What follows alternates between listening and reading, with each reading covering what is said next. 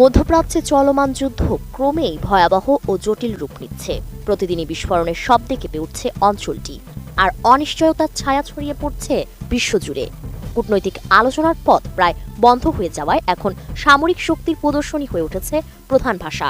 এমন এক উত্তপ্ত প্রেক্ষাপটেই ইসরায়েলকে লক্ষ্য করে সবচেয়ে বড় ক্ষেপণাস্ত্র হামলা চালিয়েছে ইরান, যা সংঘাতকে নতুন মাত্রায় পৌঁছে দিয়েছে।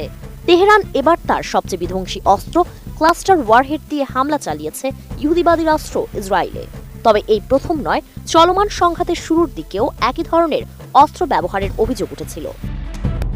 আন্তর্জাতিক বিভিন্ন গণমাধ্যমের প্রতিবেদনে বলা হয়েছে, বুধবার তেহরান থেকে ছোড়া প্রায় 10টি শক্তিশালী ব্যালিস্টিক ক্ষেপণাস্ত্র ইসরায়েলের কেন্দ্রীয় অঞ্চলের দিকে নিক্ষেপ করা হয়। ক্ষেপণাস্ত্র শনাক্ত হওয়ার সঙ্গে সঙ্গেই তেল আবিব, শেফেলা ও আশেপাশের এলাকায় বেজে ওঠে সতর্কতামূলক সাইরেন। মুহূর্তেই আতঙ্ক ছড়িয়ে পড়ে জনমনে। বাসিন্দারা ছুটে যান আশ্রয় কেন্দ্রে, আর আকাশ কাঁপানো বিস্ফোরণের শব্দে প্রকম্পিত হয়ে ওঠে পুরো এলাকা।